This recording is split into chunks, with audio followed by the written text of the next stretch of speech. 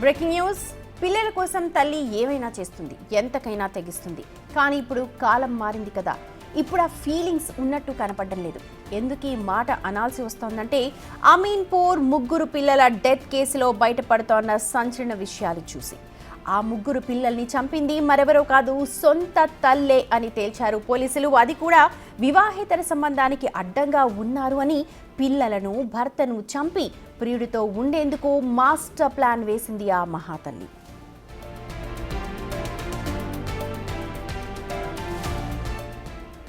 రీసెంట్గా 10th classmates get together పార్టీకి వెళ్ళింది రజిత. అక్కడే ఆమెకి ఓ పాత ఫ్రెండ్ కలిశాడు.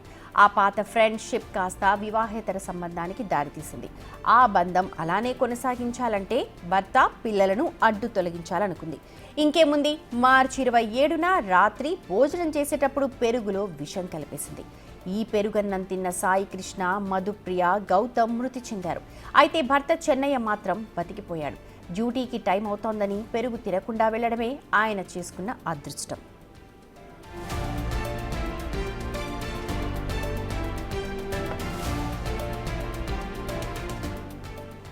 ఉదయం చెన్నయ్య ఇంటికి వచ్చేసరికి విగత జీవులుగా పడి ఉన్నారు ముగ్గురు పిల్లలు. తనకు కూడా కడుపు నొప్పిగా ఉందని భార్య రజిత చెప్పడంతో హాస్పిటల్లో చేర్పించాడు.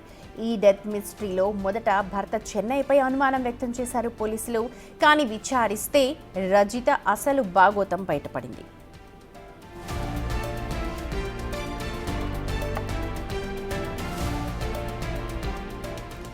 ఇంత చేసి కూడా రజిత చాలా అమాయకురాలిగా నటించింది కాదు, జీవించింది అనే చెప్పాలి.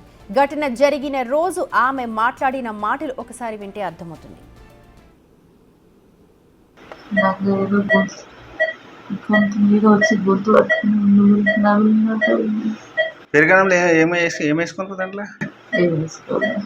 ఎట్లా మరి ఎట్లా జరిగింది మరి? ఏమవ్వాలి, మంచిగా ఉన్నారు కానీ నీకేమైంది అంటున్నా? నువ్వు హాస్పిటల్ ఎందుకు చేరినావు అంటున్నావు?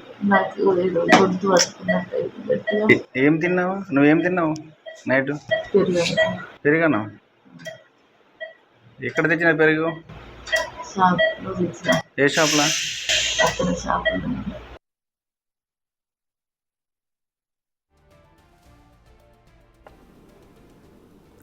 విన్నారుగా, షాప్ నుంచి తీసుకొచ్చిన పెరుగు తిన్న తర్వాత గొంతు పట్టేసిందని, తాను హాస్పిటల్లో ఎందుకు వచ్చానో తెలియదని చెప్పింది.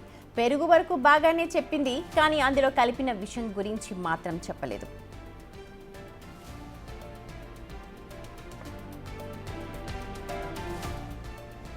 ఇక చెన్నయ్య మొదటి భార్య ప్రసవం టైంలో చనిపోగా రజితను అతను రెండో పెళ్లి చేసుకున్నాడు. అదే టైంలో 2 ఎకరాల భూమి కూడా రాసిచ్చాడు. ఘటన కంటే 2 రోజుల ముందే రజిత వాళ్ళ అమ్మకి కంటి ఆపరేషన్ అంటూ ఇంటికి వెళ్ళింది. ఇంట్లో ఉన్న ల్యాండ్ పేపర్స్ తీసుకువెళ్ళింది అంటున్న చెన్నయ్య తమ్ముడితో మా ప్రతినిధి సుజాత ఫేస్ టు ఫేస్ చూద్దాం. పటాన్ చెరువు అమీన్పూర్లో 4 రోజుల క్రితం విషాదం చోటు చేసుకుంది. ముగ్గురు పిల్లలు అనుమానాస్పద స్థితిలో మృతి చెందారు. ఆ చెన్నయ్య, రజిత గత కొన్ని సంవత్సరాల నుంచి ఇదే ఇంట్లో నివాసం ఉంటున్నారు. అయితే చెన్నయ్య వాటర్ ట్యాంక్ డ్రైవర్గా పనిచేస్తున్నారు, రజిత ఒక ప్రైవేట్ టీచర్గా పనిచేస్తుంది.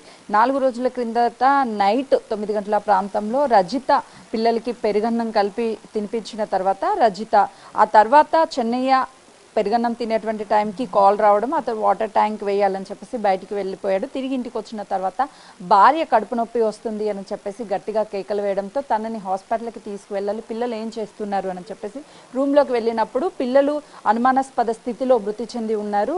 అప్పటికే భార్యను ఎలా అయినా కాపాడుకోవాలని చుట్టుపక్కల ఉన్నటువంటి వాళ్ళందరినీ కేకలు వేసి బయటికి పిలిచారు. హాస్పిటల్కి తీసుకువెళ్ళిన తర్వాత తను పెరుగన్నం తిన్నాము, ఇలా జరిగింది అని చెప్పారు. అయితే పోలీసులు అన్ని కోణాల్లో ఈ కేసుని దర్యాప్తు చేశారు. రజితనే పిల్లలకి విషం పెట్టి చంపేసింది అని చెప్పేసి పోలీసులు నిర్ధారించారు. ప్రస్తుతము ఈ నిర్ధారించారు. ఆ తర్వాత రజితని అదుపులోకి తీసుకున్నారు. అసలు ఏం జరిగింది ఏంటి అన్ని కోణాల్లో కేసుని దర్యాప్తు చేసినప్పుడు రజిత రీసెంట్గానే గెట్ టుగెదర్ ఒక పార్టీకి వెళ్ళినప్పుడు తన పాత ఎవరైతే పరిచయం అన్నటువంటి వ్యక్తి ఉన్నాడో తనతో ప్రేమలో ఉండడం, తనతోనే ఉండాలి, వీళ్ళని కుటుంబం మొత్తాన్ని కూడా హతమార్చాలని కుట్రపూరితంగానే ఇదంతా చేసింది అని చెప్పేసి ఇన్వెస్టిగేషన్లో తెలియంది. ప్రస్తుతం చెన్నయ్య తమ్ముడు ఉన్నాడు, కేశవ్, మాట్లాడదాం తనతో. చెప్పండి, వీళ్ళకి పెళ్లి ఎప్పుడైంది, అసలు ఎవరు కుదిర్చారు ఈ సంబంధాన్ని? పెళ్ళి వాళ్ళ చిన్నమ్మ బిడ్డని మా ఊరికి వచ్చారు మేడం. ఆ చిన్నమ్మ వల్ల మా అన్నయ్యకు మ్యారేజ్ కుదిరింది. అప్పట్లో 2 ఎకరాల భూమి మా అన్నయ్య పేరు మీద ఉన్నది, ఆమె పేరు మీద చేస్తేనే ఆమెకు మ్యారేజ్ కుదిరింది. మొత్తం సెట్ చేసిర్రు. ఆ మ్యారేజ్ అయినాక మంచిగానే 3 పిల్లలు అయ్యారు, మంచిగానే ఉన్నది.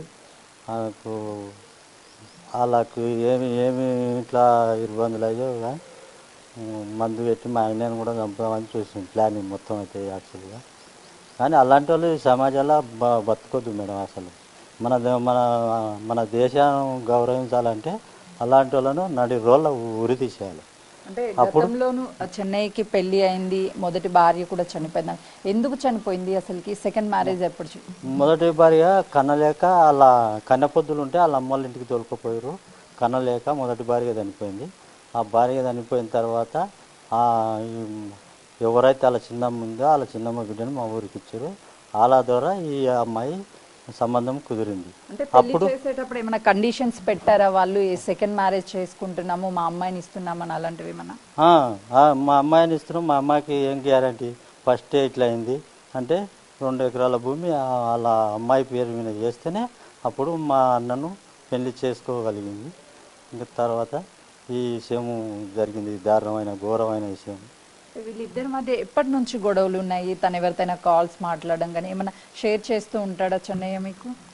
మా అత్తే ఒకప్పుడు ఇద్దరికి చిన్న చిన్న ఫ్యామిలీ చిన్న చిన్న గొడవలు అయితే ఒకసారి మేము సర్ది చెప్పినాం, ఒకసారి వాళ్ళ అమ్మోళ్ళు సర్ది చెప్పారు. లాస్ట్కు ఇది కాకముందుకు, ఈ షూ కాకముందుకు ఒకసారి వాళ్ళ అమ్మోళ్ళు అలిగి వాళ్ళ అమ్మోళ్ళ ఇంటికి పోతే వాళ్ళ అమ్మోళ్ళు సర్ది చెప్పారు. అప్పటి నుండి దగ్గర సంవత్సరంన్నర వరకు అసలు ఈ గొడవలు అనేదే లేదు. అసలు మా మా మా ఇంటికి కూడా ఎక్కువ శాతం ఆ పిల్లలు కూడా మా ఇంట్లోనే ఉండేది ఆ సంవత్సరం అవతల. కానీ మా ఇంటికి కూడా రాకుండా ఉన్నారు, పిల్లలు రాకుండా ఉన్నారు. మా భార్యకు ఆపరేషన్ అయితే కూడా మాట్లాడని లేదు. ఇంకా అంతా వాళ్ళే మంచిగా ఉంటే చాలని మేము అనుకున్నాం. కానీ ఇంత దారుణమైన ఘోరమైనది జరుగుతుందని మేము. ఏ విషయంలో ఏడాది కిందట వాళ్ళ మధ్య గొడవ అయ్యింది? ఏమని సర్ది చెప్పారు? ఇంకా చిన్న చిన్న గొడవలు అయినాయి. ఏదో ఇంకా అది ఇట్లే ఆమె తిరుగుడు బట్టి చూసో దాన్ని బట్టి చూసో చిన్న చిన్న గొడవలు అయితే మాకు వాళ్ళకి మెయిన్ రోడ్ ఖమ్మం వరకు కూడా పోతే మేము తోలుకొచ్చినాం. ఒక్కసారి తోలుకొచ్చి సర్ది చెప్పినాం. మళ్ళీ రెండోసారి వాళ్ళ అమ్మోళ్ళ ఇంటికి డైరెక్ట్ వెళ్ళిపోతే మా అన్ననే పోయి నాదే తప్పైందని పోయి తోలుకొచ్చుకున్నాడు. వాళ్ళ పిల్లలను మా వదినను. ఇంకా తప్పదు నాకు అని పోయి నాదే తప్పైందని తోలుకొచ్చుకున్నాడు. తోలుకొచ్చుకున్నాక తర్వాత ఇట్లా అయింది. మెయిన్ ఏంటంటే మొన్న వాళ్ళ అమ్మకు కంటి ఆపరేషన్ అయింది. కంటి ఆపరేషన్ అయితే మా అమ్మకు కంటి ఆపరేషన్ అయింది. చూసి వస్తా అని పోయింది. పోయి వచ్చిన 2వ రోజుకే ఇది దారుణమైన అది జరిగిపోయింది, ఘోరం జరిగిపోయింది. అంటే ఎందుకు చెన్నైని కావచ్చు పిల్లల్ని చంపుకోవాలి అని అసలు ఆమె ఎందుకు ఆ నిర్ణయం తీసుకుంది? ఎవరైనా ఉన్నారనుకుంటున్నారా దీని వెనుక? దాని ఇంకా ఉన్నారు. ఇప్పుడు ఆల్రెడీ పిఎస్లో దొరికిపోయారు. పిఎస్ పోలీసు వాళ్ళు కూడా చెప్పారు. అన్ని కూడా మాకు సార్ వాళ్ళు కూడా చూపించారు ఫోన్లో. నిన్న ఎల్లుంటి పోలీస్ స్టేషన్కి మా అన్నయ్య కూడా విలువనెత్తినాం. ఫోన్ ఇప్పించారు. ఏమన్నా డాక్యుమెంట్ ఒక్క డాక్యుమెంట్ లేకుండా పొలం డాక్యుమెంట్లు, ప్లాట్ డాక్యుమెంట్లు అన్నీ ఒక్క ఫైల్ లేకుండా అన్నీ తీసుకొని పోయింది. ముందే వాళ్ళ అమ్మోళ్ళ ఇంటికి కాడ పెట్టిందా, ఉంచుకున్న ఆయన ఇంటికాడ పెట్టిందా మాకు తెలియదు మేడం. కానీ మొత్తం ఒక డాక్యుమెంట్ లేకుండా తీసుకెళ్ళి. అంటే ఆయన ఎవరు ఫోటో చూసినప్పుడు మీరు గుర్తుపట్టారా? ఏమన్నా మీ ఊరు అతనేనా? మా ఊరు అది వాళ్ళ ఊరు పక్క ఆయనంట. మాకు కూడా అంత తెలియదు మేడం. వాళ్ళ ఊరు పక్క ఆయన అని పోలీస్ సార్ చెప్పింది. ఒక కనీసం నాకు నా భర్త నచ్చలేదు, నాకు ఇడాకులు అంటే ఇడాకులు సింపుల్గా ఇచ్చేస్తుంటాం కదా. పిల్లలు ఉంటే మా నడిపన్నకు పిల్లలు లేరు. ఇంత ఎదిగినాక చనిపోయారు మా నడిపన్నకు. అసలు పిల్లలే లేరు. ఈ పిల్లలు చూసుకొని ఆయన ఉన్నాడు మా నడిపన్న కూడా. మేము మా తల్లికి మేము 6 మంది అన్నదమ్ములం, ఒక్క చెల్లెలు. ఒక అన్నకు నడిపన్నకు మొత్తానికే పిల్లలు లేరు. ఈ 3 పిల్లలు మా పిల్లలు కలిపి ఈ పిల్లలు అన్నట్టు ఆశతోటి వాళ్ళు మావిన ఆశతోటి వాళ్ళు భూమి మీద. ఇప్పుడు ఆయన తరఫున ఇప్పుడు ఈయన అయ్యిండు. ఇప్పుడు నాకన్నా పెద్ద ఆయనకి ఇప్పుడు పిల్లలు లేకుండా చేసేసింది మొత్తంలో. అది మేడం. రజిత కుట్రపూరితంగానే ఇదంతా చేసింది. ఒక వ్యక్తితో సంబంధం పెట్టుకొని ఆ తర్వాత ఇంట్లో నుంచి వాళ్ళ అమ్మకి కట్టి ఆపరేషన్ అని చెప్పి వెళ్ళినప్పుడు కూడా ఇంట్లో ఉన్నటువంటి అన్ని డాక్యుమెంట్స్ని ఇక్కడ నుంచి తీసుకువెళ్ళిపోయింది. తర్వాత తిరిగి వచ్చిన తర్వాత పిల్లలకి పాయిజన్ పెట్టి చంపేసింది.